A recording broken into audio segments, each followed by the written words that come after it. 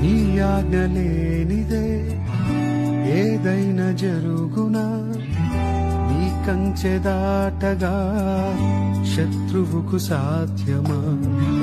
నీ ఆజ్ఞ లేనిదే ఏదైనా జరుగునా, నీ కంచె దాటగా శత్రువుకు సాధ్యమా?